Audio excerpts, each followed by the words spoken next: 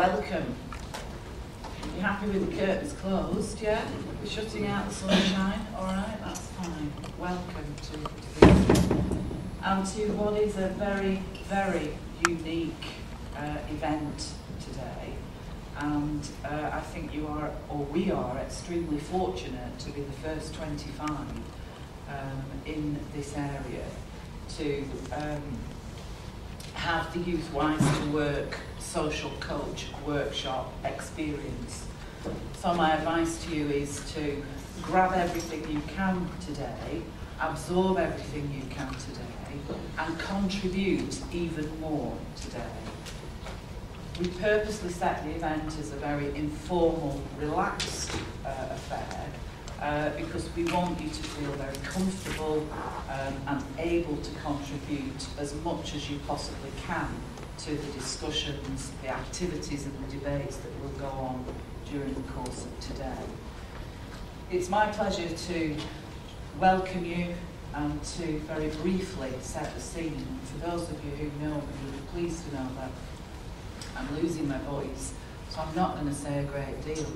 I'm going to leave that to Jeff and to you to put the mark on today. Many of you will have heard of Jeff Thompson. Some of you will have met him already, but by the end of today you will understand fully and completely Jeff's mission, where he's coming from, and I hope you'll be taking away some of the impact and enthusiasm of Jeff's work. What I'd like to do is just go through the domestics first of all, just to remind you of the day's programme, make sure that fits with you. We can change things as you want and as Jeff wants, but we do have an outline programme which I think you've already had some information on. We're going to be breaking at about 10:30 for tea and coffee and drinks. They will be replenished outside in the main reception area.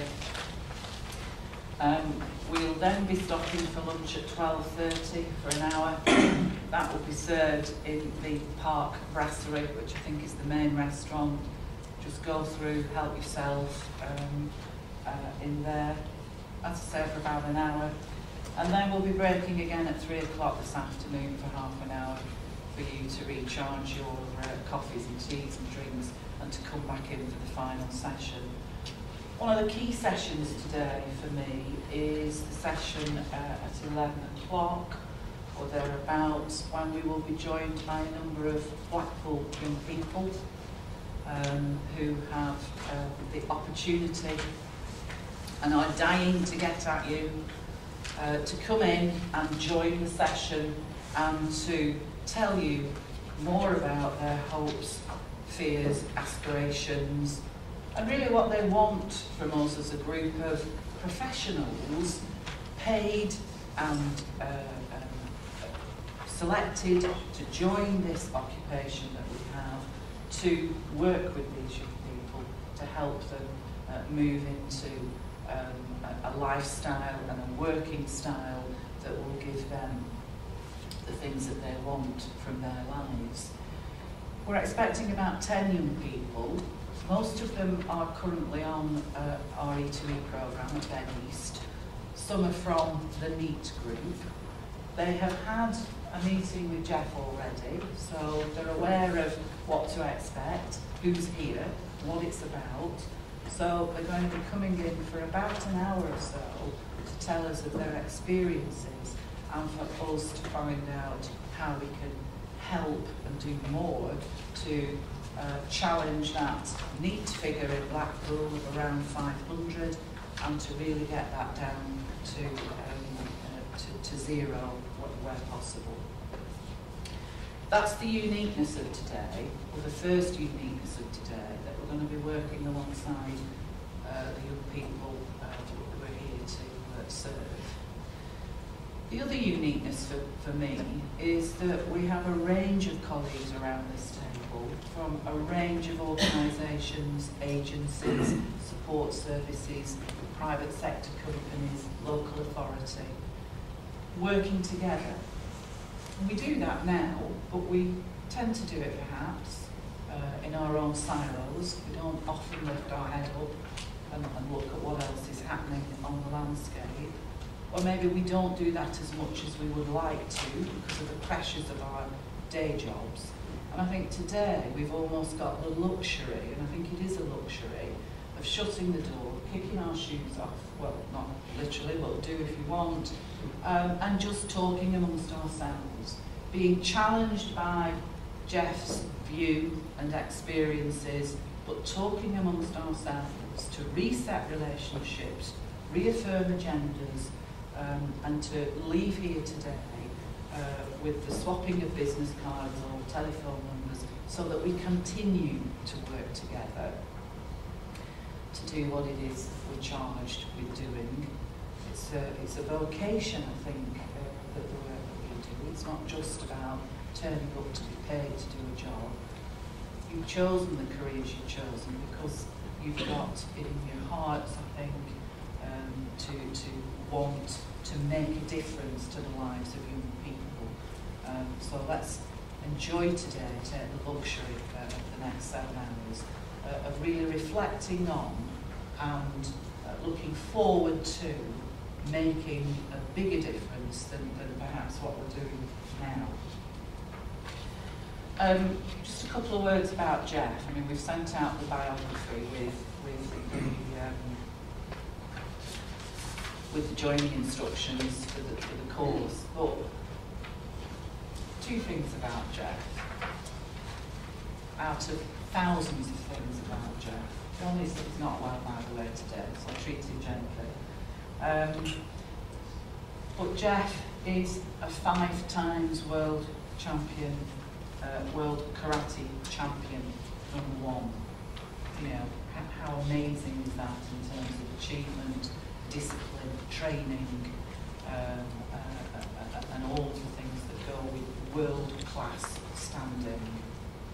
The second thing is, for us today, is that Jeff is one of the world's leading motivational speakers. Not England or the Northwest, but the world. So world karate champion, world leading motivational speaker. And we've got him here for the next 7 hours. So I think, you know, each and every one of you, take advantage of that. Listen, learn, challenge, and at least go away with some new thoughts about the work we do and the work we do together. Make sure you get Jeff's phone number, or at least his email, if he's, and I will give it to you, because much of the work we're going to do today is the start. What we want to do is moving on. So very unique from a number of standpoints. Lastly, congratulations to the LSC for having the foresight to recognise that Blackpool has some unique issues and for putting so-called neat hotspot funding. Kamar's here from the LSC. I think you're the only representative today. Sorry, Colin. But Kamar's worked with us very closely. Colin's a new member of the team, so he will see how brilliant we are here in Blackpool. But Kamar already knows that. But congratulations to the LSC for putting that funding in that has allowed you and your organisations to develop a partnership approach to unique interventions for young people, particularly young people in need, and the impact of that is already beginning to show. This event today is funded from that need hotspot funding, and again I think we are blazing the trail here in Blackpool in terms of operating in such a unique fashion. That's all I want to say, but again, just a very strong reminder to grab everything you can today, because this is such an important event.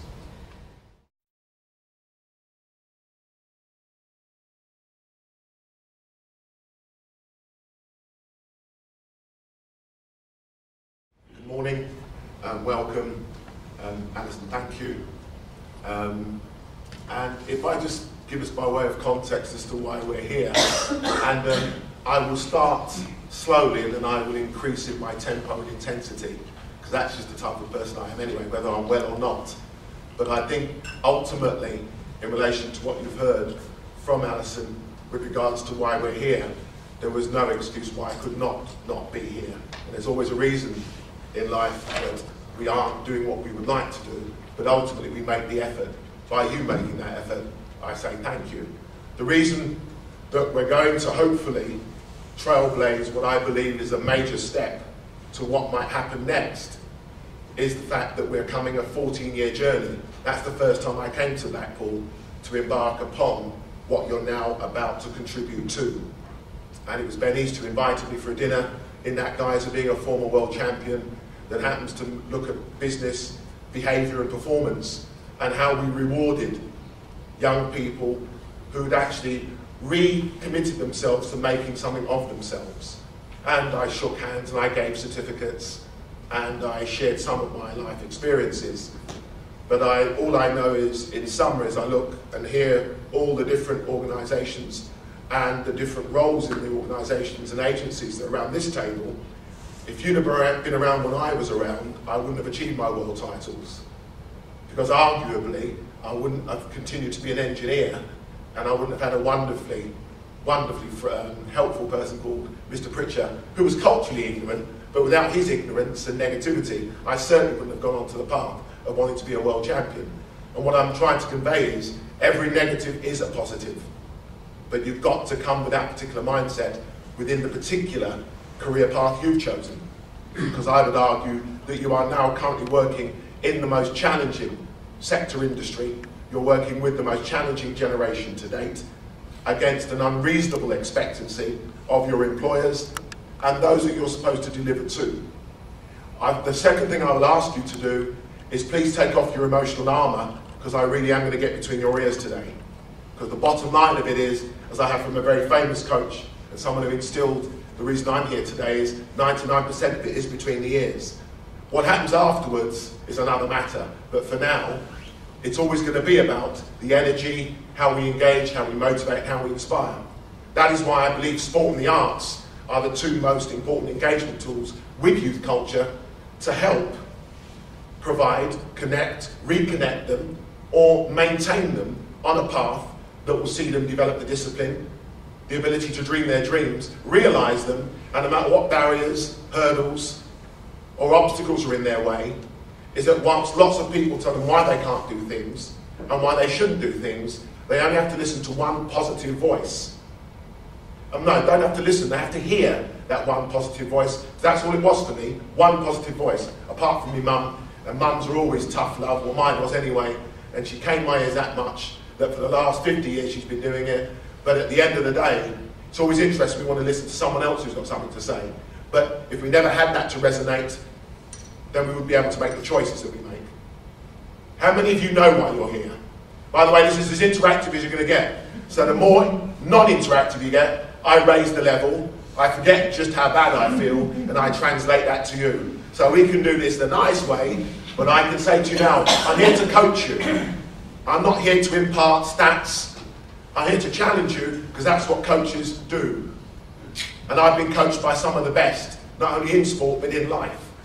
But what I'm here to say to you is, that's what I'm hopefully going to give you some tools that help you become more effective in the ability to engage, motivate, and inspire the young people you come into contact with. What do you want to get out of today? So forget why you're here, because that might itself be a shock. What do you want out of today? Tools for the trade. Tools for the trade. God, this is worse than a warm-up. There's a gym down here, by the way. There is a gym that I didn't make any claims on, but I'm quite prepared to take you there first. I had these visions of a 7 o'clock session, because I used to get up at 6, and by training and getting that session out of the way, I felt I could take the world on, and I'd done something different than anyone else had done in the world. Until I went to Africa and I found that they didn't go to sleep at all. And I found there's always something doing something differently, but you've just got to be aware of it. What do you want out of today? By the way, I've got a framework, but I never prescribe and I never dictate to anybody who knows with the day-to-day interface, work with young people, what it is I might already think you know and what you're doing. What I'm doing as I speak to you is I'm scanning every single one of you. Your arms are no longer folded. I know you're ready to engage. Oh, okay. No, I'm not talking to you. Every single ounce of body language, and that's what it takes for a young person with even more emotional insecurities to work out in every single one of you. They know if you care in 60 seconds. They will know if you care about them. And the first thing they will attempt to do is trust you. If you trust and have their trust, you will earn their respect. And by earning their respect, the dignity will allow them to make choices whereby the work you do now may not yield an immediate return. The sad thing is they come back to you some 10 years later. I got a call last November, and Daniel Coyle had not been in touch for 9 years. And the last time we parted company, I said, I'll take you outside and I'll slap you up. He's a boxer, by the way, and he's very good, he's very fast. So I was just going to test how old I was and whether I was still light on my feet. But he was pushing the boundaries. And I didn't see him for a while. His parents came in and we had a discussion. And he phoned me and said, I want you to say I'm sorry. And I thought, that took a long time coming, but it happened. He said sorry. Because it took him that long to work it out himself. He still wants to go to an Olympic Games to be a boxer. But in the meantime, he's had cancer and he's fought that and won. And he's actually decided he can make something of his life. He's a brilliant artist, but he had so much talent. But I realised his biggest fight and his biggest competition was overcoming a personal illness. And I took inspiration from that because I thought I'd actually failed. And what we're in the business of and why we're here today is to make that difference. And the only stat I'm going to give you is 600 young people. 600. Remember that 600 because that's why we're here.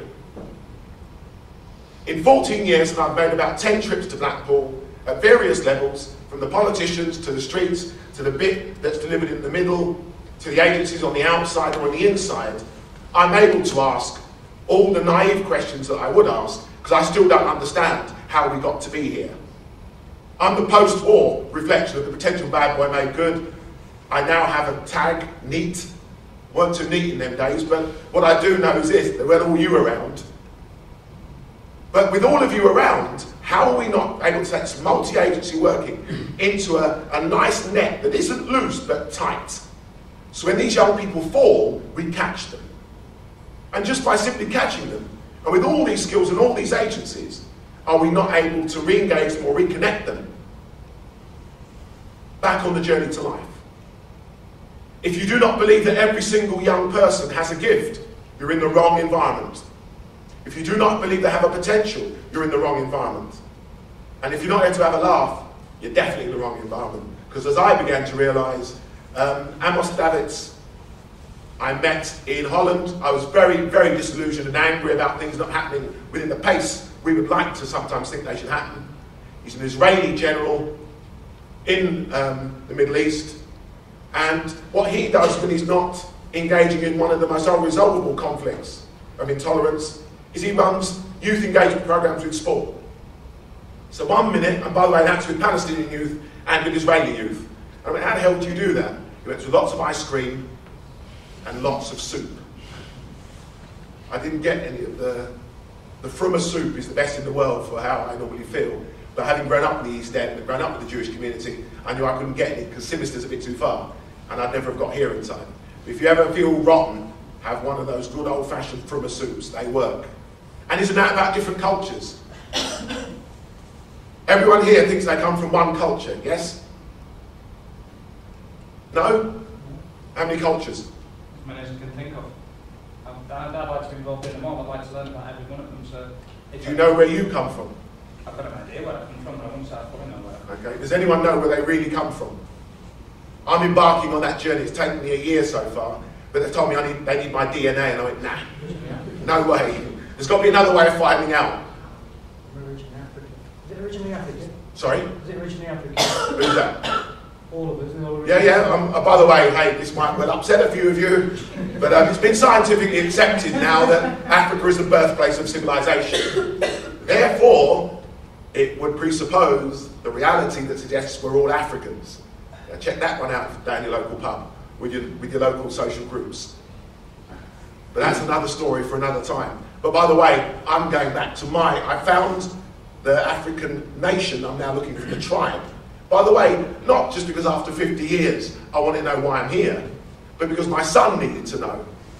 Because he's 14, and he's got testosterone in his system, and he gives me that little look, but I take him to the garage. There's always a boundary. You have to know what those boundaries are. 15 years ago, a 14-year-old schoolboy was going down on the streets of Moss Side. His name was Benji Stanley. He had wonderful potential, but became the victim of those who were failed at school, who went onto the streets, who found alternative career paths and choices that were basically focused around drugs. That was the only career choice, and they became entrepreneurs. And they then engaged in a gang culture, because you had various interests depended on respective areas or postcodes of turf. And that turf then became turf conflict and war. I believe that sport and the arts could be a vaccine, and I've dedicated myself over the last 15 years to that end. Many people say because I looked like them. No, because I felt what happened to them. 15 years on, it's all over the country, and I'm wondering what happened. But I believe this: if you have a positive vibe, it will counter a negative vibe. You have to have a positive attitude, or you're in the wrong business. You have to have Fabergé enthusiasm, or I thought about bottling it. Someone said, "Oh, we should bottle all that enthusiasm." I thought it'd be right typical that you want to take mine when you've got some of your own. But you've all got Fabergé enthusiasm. But if we bottled it and sold it in the current climate and culture, I reckon I'd make a fortune. And it'd be thin air. But what I'm wanting to say to you is, this really is about you realising an opportunity that would suggest, on my ongoing visits, I think culminating 18 months ago, right, how many of you are from Connections? Hands up, come on, all up. Okay, don't feel that bad. You're tired, Yeah. aren't you? All right.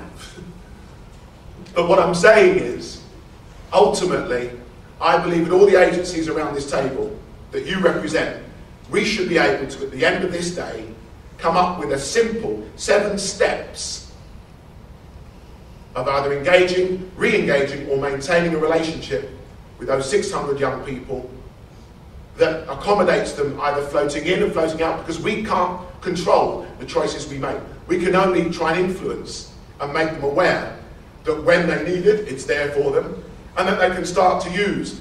One of the aspects of later on today will be something very exciting, but you will be shaping it. You'll be making it happen. So I'm sure you've had much said to you and told to you, and strategies and policies, but this is about good old-fashioned FaceTime. This is real. This is from the hood. I've got 150 lives lost behind me. That haunts me and inspires me.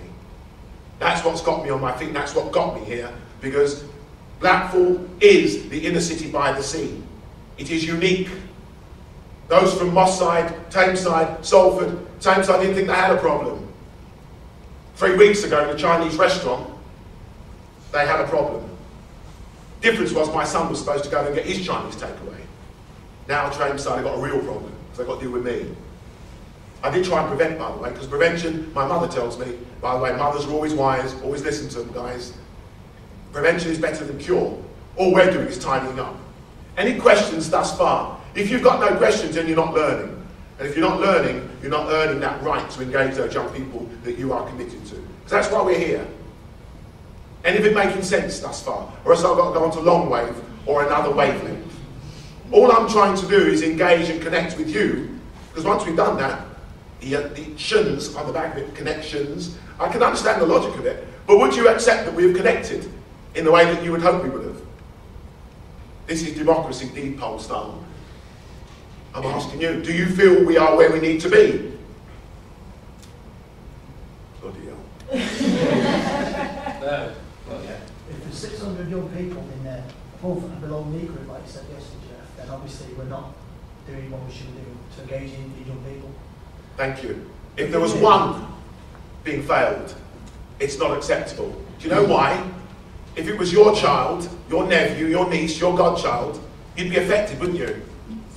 Well, let me just give you something by way of the African village. The African village brings up the child. And if we are all Africans, then we all have a right to feel and celebrate, for that matter. It's not always doom and gloom. We feel, we celebrate, and we mourn. So we've got 600 of our village and our community that I believe can be making a very positive contribution to this great area. Have you heard you're going to get some regeneration money? No super casino, but you're going to get some regeneration money. Well, what are you going to do with it? What plans are you coming up with? Are you going to go for your piece of the pie?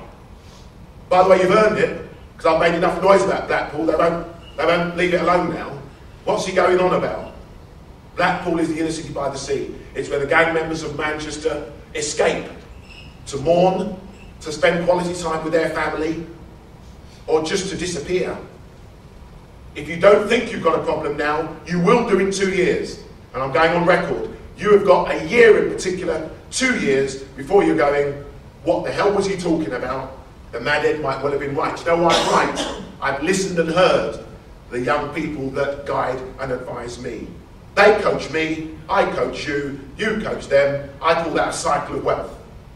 That is invaluable. Does anyone know the value of a young person? Put a cost, please. Absolutely. So I've never understood how it's 7,000 to educate and